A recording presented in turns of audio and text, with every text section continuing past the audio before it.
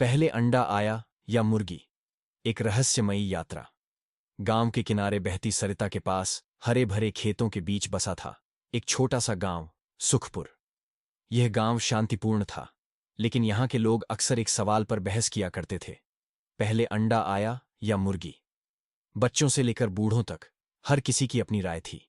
कोई कहता पहले अंडा आया होगा, क्योंकि अंडे से ही चूजे निकलते हैं। तो कोई तर्क देता पहले मुर्गी आई होगी, क्योंकि बिना मुर्गी के अंडा कैसे आएगा। पर इस सवाल का कोई ठोस जवाब नहीं था। गांव के दो तेज तर्रार लड़के, रवि और मोहन, इस सवाल को लेकर सबसे अधिक उत्सुक थे। वे दोनों बचपन के दोस्त थे, लेकिन उनकी सोच हमेशा अलग रहती थी।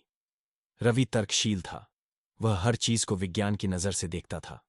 उसका कहना था अंडा पहले आया होगा, क्योंकि जीव विज्ञान के अनुसार विकास क्रम में पहले एक कोशिका अंडा बनी, फिर उससे जीव निकला। मोहन, जो धार्मिक प्रवृत्ति का था, कहता नहीं, पहले मुर्गी आई होगी। सृष्टि को भगवान ने बनाया और उन्होंने सबसे पहले जीवों को ही उत्पन्न किया, अंडों को नहीं। बहस बढ़ती ही जा रही थी।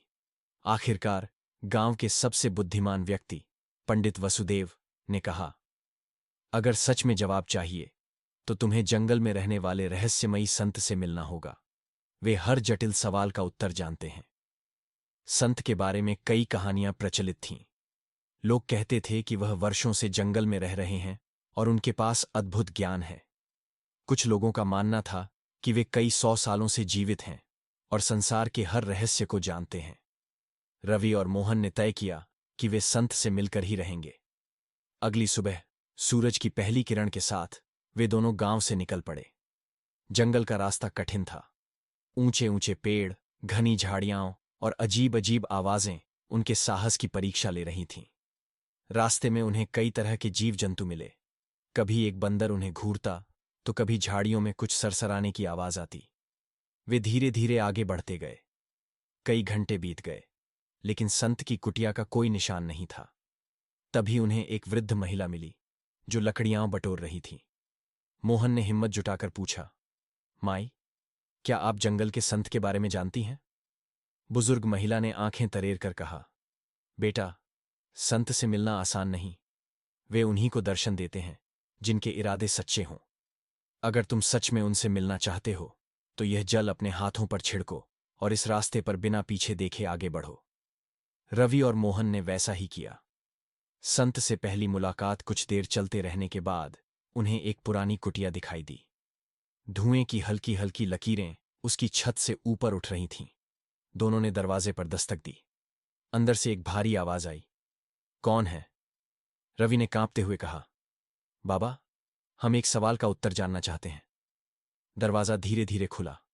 उनके सामने एक लंबे सफेद बालों वाले संत खड़े थे। उनकी आंखों में अजीब सा तेज था, मानो वे सब कुछ जानते हों। क्या प्रश्न है? संत ने गंभीर स्वर में पूछा। मोहन ने झिझकते हुए कहा, बाबा, हम जानना चाहते हैं, पहले अंडा आया या मुर्गी? संत की रहस्यमयी परीक्षा। संत कुछ देर चुप रहे, फिर मुस्कुराते हुए बोले, इसका उत्तर सीधे नहीं दिया जा सकता। तुम्हें मेरी एक परीक्षा पास करनी होगी। अगर तुम सफल हुए तो तुम्हें जवाब मिलेगा। रवि और मोहन ने एक दूसरे की ओर देखा और हामी भर दी। संत ने 2 मिट्टी के घड़े उनके सामने रखे। 1। एक घड़े में एक अंडा था, दूसरे घड़े में एक छोटी मुर्गी थी।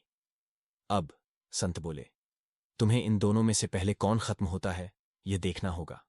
जो पहले खत्म होगा वही पहले आया होगा। रवि और मोहन ने इस परीक्षा को स्वीकार कर लिया।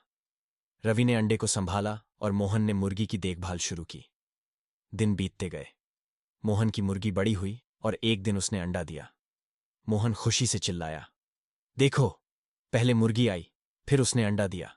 इसका मतलब पहले मुर्गी आई थी। लेकिन रवि ने भी देखा कि उसका अंडा सड़ने लगा था। उसने कहा, अगर यह अंडा सही से रखा जाता तो इससे एक नई मुर्गी निकलती। इसका मतलब पहले अंडा आया होगा। अब दोनों उलझन में पड़ गए।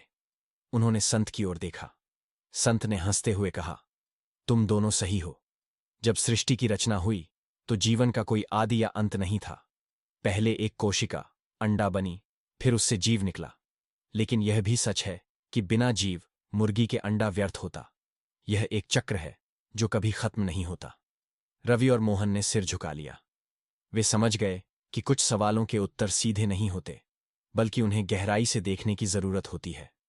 जब वे गांव लौटे तो सबने पूछा, क्या जवाब मिला?